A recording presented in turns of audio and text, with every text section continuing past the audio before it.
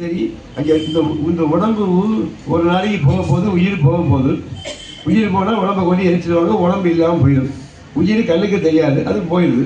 ஆனால் அப்படி அதுக்கு முன்னாடி நான் உங்களுக்கு பலவிதமான வேலைகளில் குடும்ப வேலை, பிள்ளைய ஸ்கூலில் ஒளி விடணும், சமையல் பண்ணணும், வீட்டுக்காரருக்கு 8 மணிக்கு வேலையில் ஏற்றி பிள்ளையை அனுப்பணும், 10 மணிக்கு கடைக்கு அவனை அனுப்பணும் வீட்டுக்காரர்.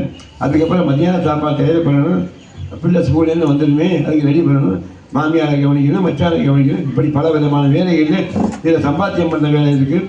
இதெல்லாம் பல விதமான வேலைகளில் நான் சமயங்களில் நான் உன்னை மறந்துடுவேன். அப்படி மறந்தாலும் என் நாக்கு மட்டும் உன்னை சொல்றதை மறக்காது. நான் மறைக்கணும் சொல்லும் நான் நமச்சிவாயவன். என் மனசுக்குள்ளே இந்த நாக்கு சொல்லிக்கிட்டே இருக்கும். அவங்க சிவதீஷை வாங்க வந்தாங்க முதல் நண்பர் சேமா. அப்போ என் வீட்டம்மா சொன்னான், ஒரு வார்த்தை சொன்னேன், நீங்கள் உட்கார்ந்து நேரம் இருக்கும்போது 108 மதம் ஜெபம் பண்ணுங்க. காலையிலையோ மாலையிலையோ நேரம் இருக்கா சொல்லுங்க, இதை மனப்பாடம் பண்ணிங்க. அப்படி மனப்பாடம் ஆனதுக்கப்புறம் நீங்கள் இப்போ நடக்கும்போது, வேலை பார்க்கும்போது, ரோட்டில் போகும்போது, பஸ்ஸில் போகும்போது, நீங்கள் ட்ரெயினில் போகும்போது, ஃப்ளைட்டில் போகும்போது மனசுக்குள்ள யாருக்கும் தெரியாமல் சொல்லிக்கிட்டே இருங்க, ஊர் போட்டுக்கிட்டே இருங்க என்று நானும் சொல்லி என் வீட்டை. அதுபடி நம்ம யாருக்கும் தெரிய வேணாம்.